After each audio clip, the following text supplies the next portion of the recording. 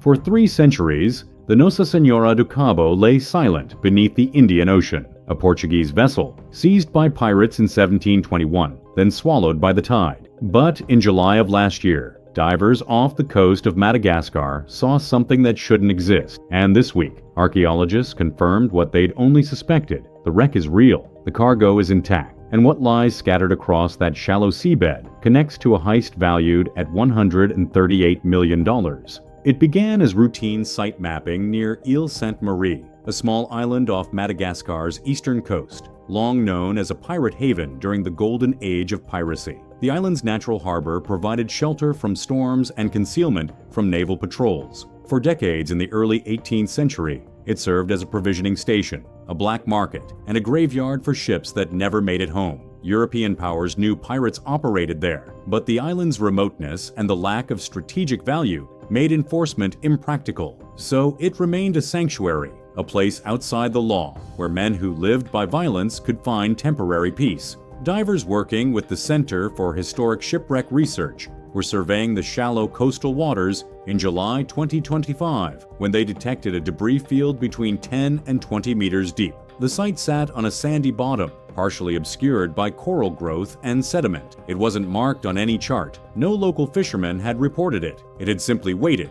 invisible, for someone to look in the right place. Initial sweeps revealed timber frames, metal fittings, and something far more significant, clusters of coins encrusted to the seafloor. The team returned with side-scan sonar and remotely operated vehicles. What they mapped was a scattered wreck site stretching over several hundred square meters. The hull had broken apart, likely from impact with coral or rock, and the debris had spread outward in a pattern consistent with tidal dispersal over centuries. Key structural elements remain: cannon fragments, iron nails, copper sheathing, and sections of the keel still embedded in sand, held in place by their own weight and the accumulation of sediment. Then came the artifacts. The team recovered gemstones and gold coins bearing Portuguese mint marks, diamonds, emeralds. Each piece was carefully extracted, photographed in place, and catalogued with GPS coordinates. No artifact was removed without documentation. No section of the site was disturbed without mapping. The coins told the story first. Their mint marks, their dates,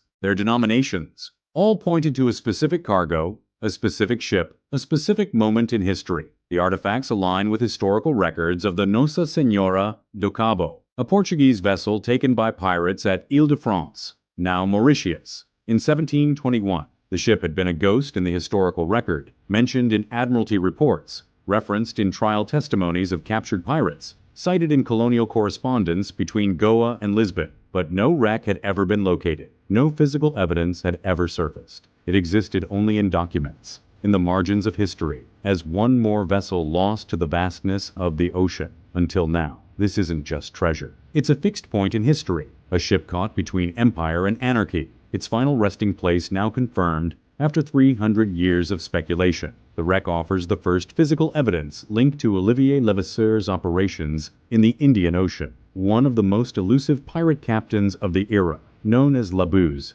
the Buzzer. Levasseur commanded crews that terrorized colonial trade routes from the Red Sea to the Cape of Good Hope. He was ruthless, strategic, and remarkably successful. He captured dozens of ships, amassed a fortune estimated in the millions, and evaded capture for nearly a decade. And the Nossa Senhora do Cabo was one of his greatest prizes. What makes this discovery extraordinary is not the value of the cargo, it's the precision of the historical match, the location, the artifacts, the timeline. All of it converges on a single violent moment in 1721. The wreck is a snapshot, frozen in time, of the collision between colonial commerce and maritime crime. It shows us what was worth stealing, what was worth dying for, and what was ultimately abandoned to the sea. But the ship itself is only the beginning of the mystery. The Nossa Senhora do Cabo was built in the early 1700s as a Portuguese vessel designed to transport high-value cargo across the Indian Ocean trade routes. She was heavily armed, built to defend the wealth she carried. Her hull was reinforced to support the weight of cargo and cannon. Her rigging was designed for long voyages across open ocean, where wind patterns dictated speed and survival depended on the skill of the crew. She was built to protect profit, but even that wasn't enough. Portuguese vessels like the Nossa Senhora were the arteries of empire. They carried textiles, spices, precious metals, gemstones extracted from colonial mines and transported under armed escort across thousands of miles of open ocean. They moved wealth from the colonies to Lisbon, where it filled royal treasuries, funded wars, and sustained the machinery of imperial expansion. But that wealth also made them targets. In 1721, the Nossa Senhora do Cabo was anchored at Ile-de-France, modern-day Mauritius, undergoing repairs. Her guns had been removed. Her defenses were down, and that's when Olivier Levasseur struck. Levasseur had been a privateer during the War of Spanish Succession, licensed by the French crown to attack enemy ships. Privateering was legal piracy, sanctioned violence in service of the state. But when the war ended in 1714, Levasseur didn't stop. He turned pirate, operating outside any nation's authority, answerable to no law but his own. He was not alone. Hundreds of former privateers made the same choice. The war had trained them, equipped them, and given them a taste of the profits that came from seizing ships. When peace eliminated the legal cover, many simply continued under their own flag. Levasseur formed alliances with other pirate captains, built a crew, and began hunting the richest targets in the Indian Ocean. Portuguese vessels, British East India Company ships, Dutch traders. Anyone carrying valuable cargo was fair game. Historical records show that Levasseur's crew seized the Nossa Senhora while she sat defenseless in harbor. The ship was looted. The cargo, gold, diamonds, emeralds, and other valuables, was transferred to pirate vessels. The heist was valued at what would be $138 million today. After the raid, the Nossa Senhora disappears from the historical record. No one knew what happened to the ship itself. Some assumed it was scuttled. Others thought it might have been sailed away and lost in a storm. Now we know it ended up off Madagascar. How it got there remains unclear. Whether pirates attempted to sail it to Ile Sainte-Marie and it ran aground, or whether it drifted after being abandoned, the wreck doesn't tell us. What it does tell us is that the final voyage wasn't clean. The scattering pattern of the debris field suggests structural failure, possibly from storm damage or navigational error in unfamiliar coastal waters. The hull split open, spilling cargo and ballast across the seabed. Timber analysis shows damage consistent with grounding on coral or rock, the kind of impact that would have torn through the wooden hull and flooded the lower decks in minutes. The ship didn't sink in battle. There are no fresh cannonball impacts, no signs of fire or explosion beyond what might have occurred during the original raid. It died slowly, breaking apart as the tide pulled it deeper. For 300 years, the Nossa Senhora sat undisturbed, covered by sediment, forgotten by history, preserved by the very obscurity that made it invisible. The ocean had claimed it, but the ocean also protected it. Yet what they found inside the debris field was even more unexpected. Scattered among the gemstones and coins are fragments of daily life, objects that belonged to the men who sailed her, and the men who took her, ship's fittings, cannon fragments, personal effects that survived 3 centuries of corrosion. These aren't museum pieces. They're the last physical traces of people caught in a system that valued cargo over human life. The gold coins bear mint marks from Goa and Lisbon, minted within years of the ship's final voyage. Each coin represents a specific year, a specific mint, a specific economic transaction in the sprawling colonial economy of the Portuguese Empire. The gemstones, diamonds and emeralds, tell their own story of extraction and empire. The diamonds would have been sourced primarily from the Golconda mines of India, renowned in the early 18th century for producing the world's finest stones. The emeralds likely came from Colombian mines under Spanish control, traded through complex networks that moved gems across empires and oceans. These weren't just commodities. They were the product of forced labor. Enslaved and coerced miners worked in brutal conditions to extract these stones from the earth. They were transported under guard and shipped across oceans to be sold in markets where their human cost was invisible. The wealth that filled the Nossa Senhora's hold was built on suffering. That's not speculation. It's documented fact. But alongside the wealth are remnants of the ship's structure. Iron nails hand-forged in Portuguese shipyards. Copper sheathing used to protect the hull from shipworm and barnacles. Wooden beams still holding their shape beneath layers of marine growth preserved by the anaerobic conditions of the sandy seabed. The ship was a tool, a machine built to move wealth across oceans. But it was also a workplace, a home, and for some, a prison. We don't know the names of the crew who sailed the Nossa Senhora on her final voyage. Portuguese vessels of this size and importance typically carried crews of 200 to 500 men, sailors, officers, soldiers, craftsmen, and sometimes enslaved laborers pressed into service. They lived in cramped quarters below deck, slept in hammocks strung inches apart, ate salted meat and hardtack, and worked in shifts around the clock to keep the ship moving. Life aboard was brutal. Disease was common. Injuries were frequent. Discipline was enforced with flogging. Desertion was punishable by death. Men signed on because they had no better options, because starvation on land was worse than suffering at sea. When the pirates struck at Mauritius, some of those men would have fought. They would have grabbed whatever weapons were at hand, knives, belaying pins, tools, and tried to defend the ship. But with the guns removed and the ship in harbor, resistance would have been brief and bloody. Others would have surrendered immediately, knowing resistance was futile. A few might have joined the attackers, choosing piracy over servitude. We don't know their fates. The historical record is silent. Pirate crews often force skilled sailors to join them. Carpenters, navigators, surgeons. Anyone with useful skills could be pressed into service under threat of death. Some adapted and thrived. Others waited for a chance to escape. A few were eventually pardoned when piracy was no longer profitable, and colonial powers offered amnesty in exchange for surrender. But most simply disappeared. No records, no graves, no memory. What makes this wreck emotionally resonant is the contradiction it embodies. The Nossa Senhora was a tool of empire, built to move extracted wealth across oceans. But in the hands of pirates, it became something else. Evidence of a raid, a drifting hulk, and finally, a tomb. The crew who sailed it, the pirates who seized it, the craftsmen who built it, none of them are named in the historical record, but their presence is preserved in every artifact pulled from the sand. The ship is a monument to people who existed only in the margins of history, people whose labor built empires, and whose lives were considered expendable, people whose stories were never written down because no one thought they mattered. But they did matter. They do matter. And now, these silent witnesses are starting to speak. Recovering artifacts from the Nossa Senhora isn't just archaeology, it's a race against time. The wreck sits in shallow, accessible waters,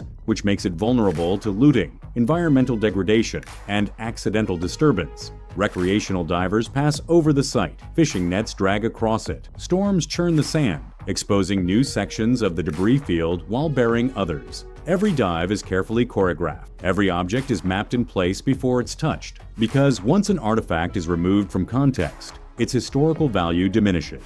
Context is everything in archaeology. The position of an object, its relationship to other objects, the sediment layers around it. All of this information tells a story. A coin found near a cannon might indicate payment for military service. A gemstone found inside a wooden chest suggests deliberate storage. A nail found in a specific timber helps reconstruct the ship's structure. Remove the object without recording that context, and you destroy the story. The team is using side-scan sonar and remotely operated vehicles to create a digital map of the entire debris field. Each artifact is assigned a unique identifier and logged with GPS coordinates. Photographs are taken from multiple angles. Measurements are recorded. Sediment samples are collected. Only then is the object carefully lifted and transported to the surface in padded containers filled with seawater. The process is slow. On a good day, the team might recover a dozen artifacts. On a bad day, when weather or equipment failures interfere, they recover none. Once recovered,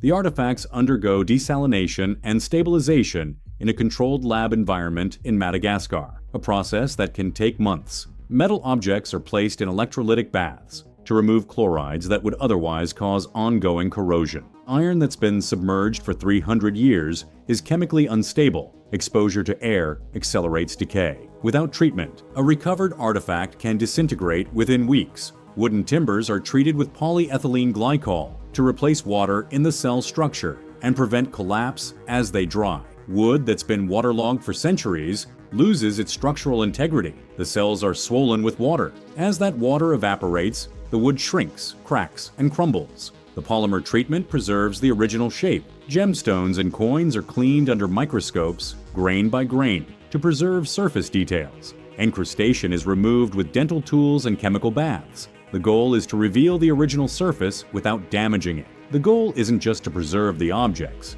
it's to preserve the story they tell. But the biggest challenge isn't technical, it's legal. The wreck lies in Madagascan territorial waters, which means ownership is governed by national law and international conventions on underwater cultural heritage. Madagascar is a signatory to the UNESCO Convention on the Protection of the Underwater Cultural Heritage, which prohibits commercial exploitation of historic shipwrecks. The convention is clear: underwater cultural heritage is not a commodity. It belongs to humanity, not to individuals or corporations. It should be preserved in situ whenever possible, and if recovered, it should be conserved for public benefit, not private profit. No private salvage rights have been granted. The site is protected under national heritage law. The artifacts belong to Madagascar. They will be conserved, studied, and eventually displayed in public museums, but enforcement is limited. Madagascar's maritime authorities lack the resources to patrol remote coastal sites, and the wreck's location is now semi-public knowledge.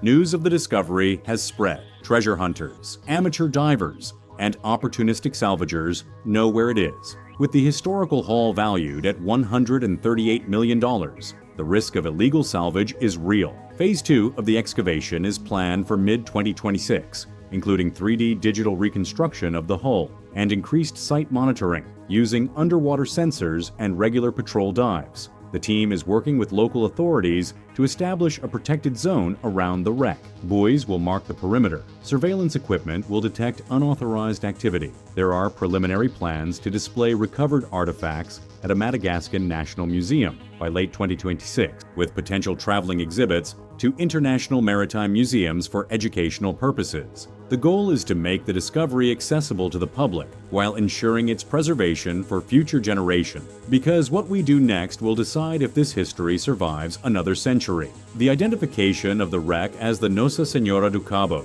has been confirmed by archaeologists based on historical records, artifact analysis, and site location. The cargo matches known records of the Nossa Senhora. Historical accounts indicate the ship was carrying gold, gemstones, and trade goods when it was captured at Mauritius in 1721. The recovered artifacts align with that description. The location connects to historical accounts of pirate activity near Île Sainte-Marie. Multiple sources place Levasseur in the area during the early 1720s. Captured pirates testified during trials that Levasseur used the island as a base of operations. The wreck's position in shallow coastal waters is consistent with the pattern of other pirate-era wrecks in the region. The structural remains are consistent with Portuguese vessel construction techniques of the early 18th century. The timber species, the joinery methods, the placement of iron fittings, all match known examples of Portuguese shipbuilding from that period, and the mint marks on the coins place them in the exact time frame of the ship's capture. Coins from Goa and Lisbon,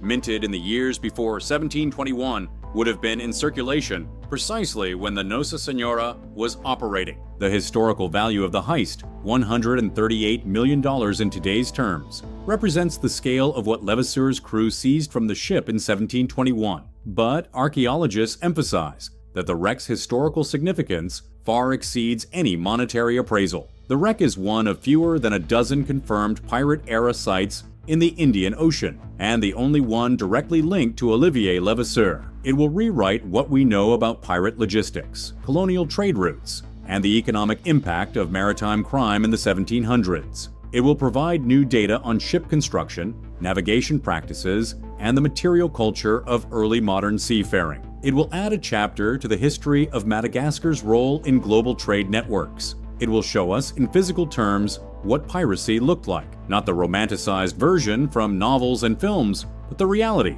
violence, theft, desperation, and wealth seized through the exploitation of colonial trade systems. But the deeper question remains unanswered. How much of the original cargo is still out there? Levasseur's crew would have offloaded the most valuable items immediately after the raid at Mauritius. Pirates didn't leave treasure behind if they could help it. They stripped ships of everything portable and valuable, then either sold the vessel, burned it, or abandoned it. What we're seeing now in the wreck may be only what was left behind. Items lost during the chaos of the transfer. Cargo that went down with the ship when it later foundered. Remnants of a much larger haul. And if that's true, then the real treasure isn't in the wreck, it's somewhere else. Buried, hidden, spent, or lost to history. Levasseur himself was captured in 1730 on the island of Réunion after nearly a decade of evading colonial authorities. He was tried, convicted, and sentenced to death. On the day of his execution, he was led to the gallows in front of a crowd of spectators.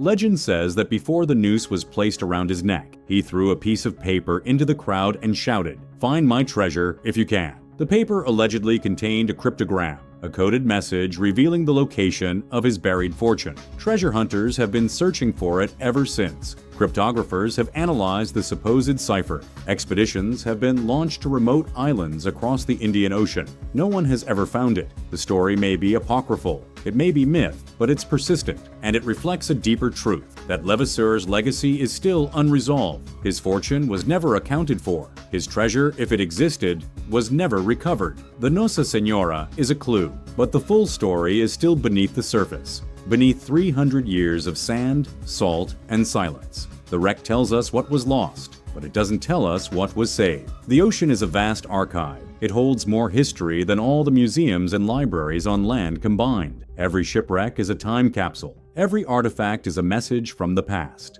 The Nossa Senhora do Cabo is one discovery among thousands waiting to be made. The seafloor is littered with the remains of ships that never made it home. Merchant vessels, warships, fishing boats, slave ships, pirate prizes. Each one tells a story. Each one preserves a moment that would otherwise be lost. But the ocean doesn't preserve forever. Wrecks decay, artifacts corrode, sites are destroyed by storms, buried by sediment, or looted by treasure hunters. Every year we lose more history than we recover. The race is not just to find these sites, it's to protect them before they disappear. The Nossa Senhora was fortunate. It sat in conditions that allowed preservation. It was found by archaeologists who valued its history more than its monetary worth. It will be conserved, studied, and displayed for public education. But not every wreck is so fortunate. The question we face is whether we will treat our underwater cultural heritage as a resource to be exploited or as a legacy to be protected. Whether we will see shipwrecks as treasure troves